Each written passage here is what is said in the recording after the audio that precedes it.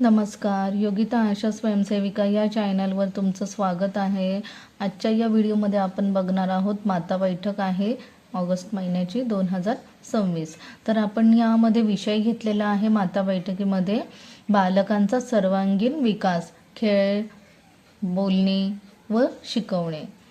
तर आपण माता बैठकीमध्ये जे स्तंदा माता असतात, जे स्तंदा माता किंवा गरोदर माता असतात, पण जे आपलं लहान बाळ आहे ते त्या प्रत्येकीला नॉलेज पाहिजे का ते बाळाच्याबद्दल खेळणं किंवा चालणं बोलणं ह्या सगळ्या गोष्टीकडे बारकाईने लक्ष दिलं पाहिजे.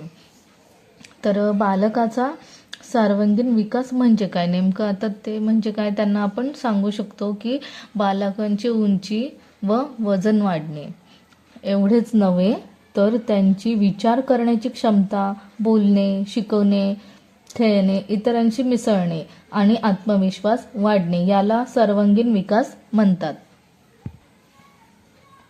आता जी माता आहे तिला म्हणायचं बाळाचं वजन उंची वाढते की नाही, परत तो बोलतो का, परत त्याला खेळायला कोणत्या गोष्टी स्वतःहून तो काहीतरी खेळ खेळतोय म्हणजे त्यापासून कृती करतो किंवा इतर काही नवीन करण्याचा प्रयत्न करतो, ह्या गोष्टीकडे पण बारकाईने लक्ष द्यायची गरज आहे. खेळाचे महत्त्व.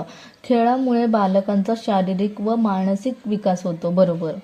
बाळ एक जरी खेळ खेळलं का त्याला ते लक्षात असतं, ते मग नंतरला खेळतं, त्याचं ते खेळण्याचं एकटं जरी असेल तर तो खेळण्याचा प्रयत्न करतो, म्हणजे त्याचं मेंदू आहे ते जास्त नॉलेज घेण्याचं हे क्षमता असते त्याच्यामध्ये. खेळातून नवीन गोष्टी शिकण्याची संधी मिळते. बरोबर. नवीन काहीतरी शिकत असतात खेळ वगैरे. चेंडू, बॉक्स, चित्रांची पुस्तके, गाणी आणि कृतींचे खेळ खेळावेत.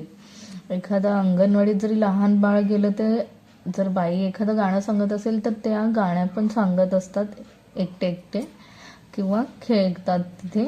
चेंडू, बॉक्स वगैरे काहीतरी बनवतात. म्हणजे आपण आहे ते अंगणवाडीमध्ये नुसतं पाठवतो बालकाला, पण तिथं ते वेगवेगळं नॉलेज शिकत असतात. त्याच्यामुळे आपण त्या मातांना बैठकीत सांगू शकतो, म्हणजे मुलांना तुम्ही घरी न ठेवता अंगणवाडीत 2 तासासाठी तरी नेऊन ठेवायचं आहे. दररोज मुलांसोबत थोडा वेळ खेळावा. बरोबर. आपण स्वतः पण त्याला वेळ दिला तर ते दिवसभरामध्ये काय केलं, कुठे गेलं, काय शिकवलं ह्या सुद्धा आपल्याशी बोलत असतात, डिस्कस करत असतात. गोष्टी सांगाव्यात, गाणी म्हणावीत, रंग, फळे, प्राणी, पक्षी, अंक आणि अक्षरे हळूहळू शिकवावीत. त्यामुळे भाषा, स्मरणशक्ती आणि आत्मविश्वास वाढतो. बरोबर. मग त्यांना प्राण्यांची नावे सांगता येतात. आपण जरी शिकवलं तरी पण ते चालतं.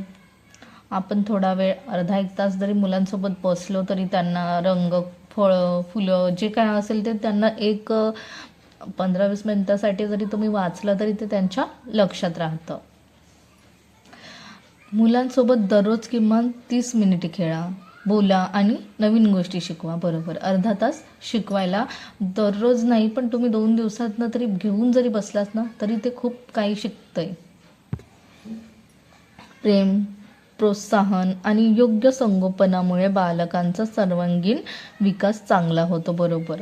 बाळाला प्रेमाने बोललं आणि प्रेमाने काही गोष्टी सांगितल्या तर त्याचा विकास चांगला होतो, त्याचा मेंदूची विकास चांगला होतो, वाढ होते, त्याच्यात खूप काही नवीन गोष्टी शिकण्याचा प्रयत्न असतो आणि तो हुशार बनत जातो. तर आपण त्या मातांना सांगायचं आहे का तुमचं बाळ आहे ते तुम्ही म्हणजे लहानपणापासूनच तुम्ही त्यांची जर शिकवण्याची शक्ती बघितली तर ते खूप काही शिकण्याचा प्रयत्न करत असतं. ज्या नवीन माता असतात त्यांना बालकांबद्दल माहिती नसतात आणि आता आपल्या इथे तर खूपच कमी वयामध्ये पण माता गरोदर असतात आणि त्यांची बालकं जे म्हटलं असं काही वेळेस कुपोषित असतात. त्यामुळे त्यांना आपण बालकाचा पोषणबद्दल पण सांगतच असतो, पण त्याबद्दल त्यांचं एक नॉलेज आपण कसं देऊ शकतो, त्यांचं खेळणं, बोलणं, शिकवणं, मग ते भाषा पण सुधारते आणि व्यवस्थित बोलण्याचा प्रयत्नही करतो. तर हा छोटासा टॉपिक आहे माता बैठकीसाठी. आपण गरोदर माता आणि स्तनदा मातांसाठी सांगू शकतो. तर त्याच्यामध्ये अजून तुम्ही पण भर देऊ शकता. खूप काही गोष्टी आहेत ज्या त्यांना समजावून सांगू शकता आणि आपण सांगितल्यानंतर ते थोडा विचार करतात त्या बाळांचा, की माझ्या मुलाला जर असं शिकवलं तर तो पण हुशार होणार. थोडं तरी त्यांच्या मेंदूवर ताण पडतो मातांच्या. तर तुम्ही हा थोडक्यात असा विषय सांगू शकता आपल्या माता बैठकीमध्ये.